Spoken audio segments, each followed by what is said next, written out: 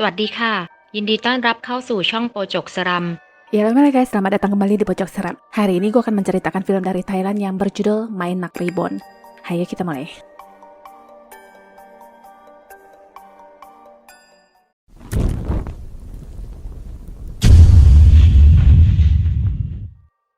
Bangunan terbengkalai ditambah mulut lambe dari kedua pria ini berhasil mengundang kemunculan hantu perempuan. Tapi ternyata itu hanyalah bagian dari sesi syuting beberapa mahasiswa yang sedang mengerjakan skripsi kelulusan mereka. Pemeran hantu bernama Mon, sedangkan yang duduk di sampingnya ini bernama Mark. Mark sendiri mempunyai istri bernama Tina yang tengah hamil tua. Tina juga sedang sibuk mengerjakan skripsi untuk kelulusannya di rumah yang selalu ditemani patung Mainak. Sekedar informasi, Mark, Tina, dan Mon adalah sahabat karib dari dulu dan saking dekatnya sudah seperti keluarga. Besoknya, syuting dilanjutkan dan perlengkapan pendukung masih kurang sedangkan Mark kekurangan biaya. Sempat Mark meminta tolong Mon untuk mencarikan pinjaman tapi sayangnya selalu gagal. Akhirnya masalah ini pun dibicarakan dengan Tina dan dia bermaksud ingin mencairkan uang asuransi calon anak mereka yang sudah dibayarkan oleh ayah mertua untuk jangka waktu 10 tahun. Sayangnya Tina tidak setuju dengan pertimbangan, ayahnya akan marah besar jika tahu apalagi Tina sudah berkorban banyak yang memilih tinggal bersama Mark. Mark sendiri tidak memaksa dan malamnya Tina merasa mendengar suara barang-barang jatuh. Dia pun berjalan ke depan dan melihat ada seseorang di rumahnya. Dengan panik, Tina memberitahu Mark tapi sosok itu sudah tidak ada. Besoknya kamera CCTV pun dipasang yang akan tersambung ke ponsel Mark. Setelah itu Mark kembali ke lokasi syuting dan Tina melanjutkan pekerjaannya. Ada bayangan yang baru saja lewat dan ternyata benar, rumah itu disusupi oleh orang asing yang memakai topeng. Sebelum kamera menangkap orang asing, Mark sempat memeriksa keadaan rumah dan mencoba menghubungi Tina tapi tidak diangkat. Dia kemudian memeriksa kembali ponselnya dan panik mengetahui Tina sedang dalam bahaya. Karena itu, Mark langsung menghubungi polisi dan segera pulang. Di rumah, Tina memohon belas kasihan para perampok agar tidak menyakiti dia dan anaknya. Sebisa mungkin dia berusaha kabur sambil berteriak minta tolong, tapi sayangnya perampok yang dipanggil Jod ini langsung menikam perutnya. Darah segar membanjiri lantai yang mengenai patung Mainak. Melihat kondisi Tina, Jod sama sekali tidak merasa kasihan dan masih menjambaknya. Di momen ini, wajah Tina terlihat seperti hantu yang mengagetkan Jod. Sesampainya Mark di rumah, ambulans dan polisi sudah memenuhi rumah. Ada mayat yang dibawa keluar yang ternyata Jod dengan bekas luka di leher, sedangkan Tina belum ditemukan. Polisi menduga mungkin Tina disandra oleh para perampok dan mengingatkan Mark untuk segera melapor jika menerima telepon pemerasan. Cerita berlanjut ke para perampok yang membagi hasil atas kekejian mereka. Total mereka ada 3 orang yang bernama Pat, Nok, dan Ton. Ternyata Tina sendiri tidak bersama mereka dan hasil yang mereka dapatkan hanya separuh bayaran karena misi untuk menghabisi Tina belum sepenuhnya berhasil. Pat dan Nok lanjut bersakauria dan di tengah-tengah, Pat mendapatkan boneka kayu perempuan hamil. Dia menertawai sambil mengejek patung itu yang mempertanyakan siapa yang menghamilinya. Boneka itu pun dibuang dan di depannya sekarang ada sosok hantu wanita yang mendekat. Tidak tahu apa yang diperbuat hantu itu kepadanya, yang jelas hanya terdengar teriakan miris. Setelah Pat, sekarang giliran Nok. Sebuah batu terlempar ke arahnya yang semakin lama semakin banyak dan kepala hantu wanita pun mendekatinya dengan ngesot pelan-pelan di lantai. Singkat cerita, Nok pun akhirnya tewas tertimpuk batu. Yang terjadi kepada Pat ternyata kepalanya dibentur-benturkan hantu sampai dia tewas mengenaskan. Cerita kembali ke Mark. Dia masih terus mengkhawatirkan istrinya dan terus-terusan menelpon ke pihak kepolisian untuk menanyakan perkembangan informasi. Mertua juga sedikit menyalahkannya yang tidak bisa menjaga Tina dengan baik, tapi Mark berjanji akan menemukan istrinya. Malamnya, Mark terbangun mendengar suara Tina yang memanggilnya. Sosok Tina hadir dan berkata, "Tolong aku."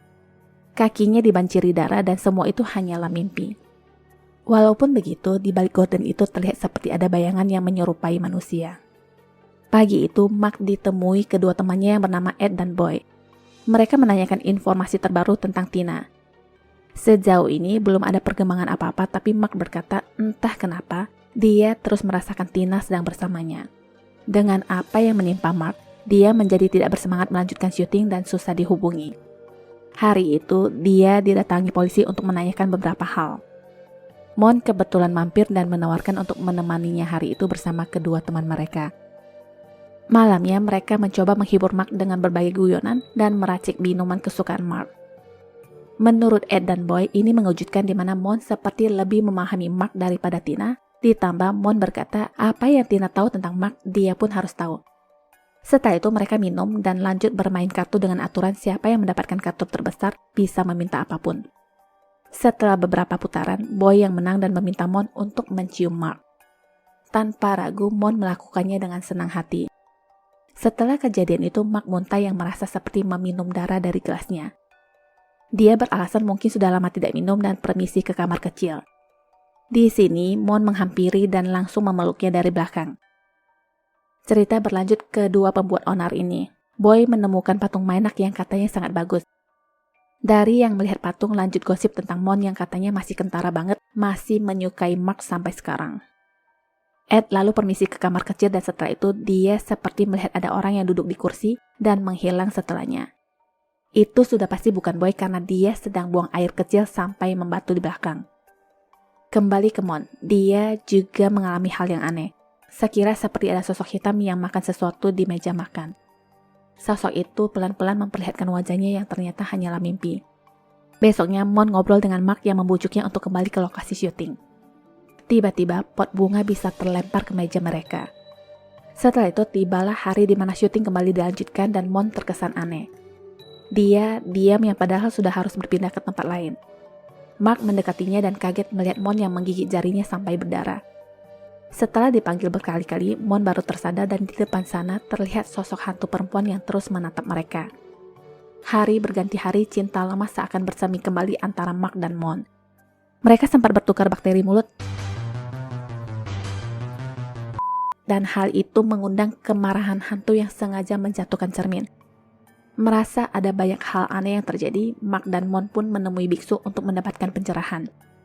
Menurut guru, semua yang terjadi berhubungan dengan karma. Bagi yang dibutakan akan menuntut balas dan kalian berdualah yang lebih tahu apa yang sudah terjadi. Guru melihat ke samping yang mengetahui kehadiran hantu Tina dan berpesan untuk mulailah hidup baru yang bisa dimulai kapan saja. Malamnya, Ed dan Boy datang ke rumah Mark. Mereka membahas tentang kasus Tina yang tidak ada hubungannya dengan para perampok, tapi anehnya kenapa Tina belum juga ditemukan sampai sekarang. Mereka juga merasa aneh dengan apa yang terjadi semenjak kehilangan Tina dan Boy menyarankan untuk mengundang biksu ke rumah. Besoknya, guru pun diundang guna membersihkan rumah. Sesuatu terdengar jatuh di sebuah ruangan dan biksu berkata, maafkanlah mereka dan berdamailah. Ponsel Mon berdering yang entah dari siapa tapi Mon terlihat bete. Hantu itu berdiri di balik pintu dan malamnya, dia mendatangi Ton, satu-satunya pelaku yang tersisa. Ton mengeluarkan jimat yang membuat hantu itu takut dan mundur perlahan lalu menghilang. Cerita kembali ke Mark. Sejak kapan dia dan Mon menjadi sepasang kekasih yang tidur seranjang? Bener-bener ya. Mon terbangun karena merasa mendengar sesuatu. Dia pun memeriksa ke depan dan menemukan sebuah kardus yang tergeletak di lantai. Kardus itu bisa bergerak sendiri dan mengeluarkan banyak darah. Mon lari sambil berteriak memanggil Mark tapi dia malah mendapati hantu Tina yang tidur di sebelah Mark. Hantu itu kemudian bangun dan menoleh ke arahnya yang membuat Mon histeris. Lagi-lagi itu hanyalah mimpi. Pagi itu polisi datang memberikan sebuah file yang berisikan foto-foto preman untuk diidentifikasi, tapi Mark mengaku tidak mengenal mereka karena pada saat kejadian, para preman itu memakai topeng. Dari data yang tercatat, 2 pelaku meninggal dengan cara yang sama dan masih tersisa 1 yang berstatus buron. Polisi menduga ada yang membayar para preman ini mengingat tidak ada barang berharga di rumah itu. Sampai saat ini, anggaran proyek masih menjadi masalah dan Mark berkata, jika mereka menemukan Tina, mungkin akan ada sedikit harapan. Intinya, Mark masih bermaksud mendapatkan uang asuransi dari calon anaknya. Di rumah Mark, patung Mainak itu masih ada yang sepaket dengan hantu Tina. Cerita berlanjut ke Mon. Dia terlihat menemui Ton dan jelas sudah bahwa Mon lah orang di balik kasus kematian Tina. Ton mencoba memeras Mon dengan ancaman membocorkan rahasia. Dengan sangat terpaksa, Mon meminta waktu untuk mencari sejumlah uang itu. Setelah Mon pergi, hantu Tina kembali mendatangi Ton.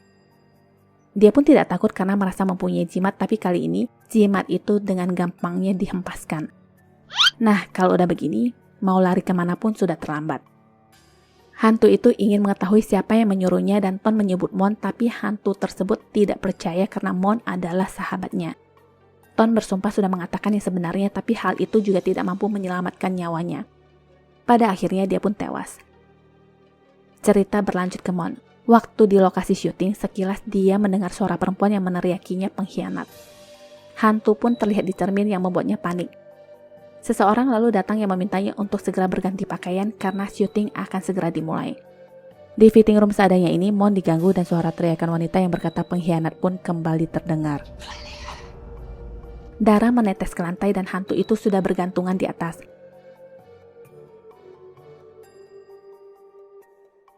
Mon takut dan berlari naik ke lantai 2, tapi kakinya ditarik oleh hantu sahabatnya sendiri. Dia melihat hantu itu begitu nyata, tapi para kru lainnya beranggapan aktingnya begitu alami. Mon memohon ampun untuk semua kesalahannya, tapi hantu Tina sudah tidak lagi sudi mengampuninya. Singkat cerita, Mon pun tewas dan di sini tiba-tiba Mark bisa melihat hantu istrinya sendiri. Dia merasa takut dan meminta maaf sambil berkata tidak bermaksud. Hantu istrinya menjawab, ini memalukan. Suamiku tinggal bersama sahabatku dan yang lebih menyakitkan itu adalah kehilangan anakku. Hantu itu pun menjerit miris dan perut Mark tiba-tiba membesar. Akhirnya perut besar itu meletus dan Mark pun tewas. Begitulah cerita pembalasan dari sosok hantu hamil yang sakit hati. Tamat. ขอบคุณที่รับชมช่องของเรานะคะ ถ้าชอบอย่าลืมกดไลค์ กดติดตาม และแชร์หนังเรื่องต่อไปของเรานะคะ ขอบคุณค่ะ Sampai jumpa.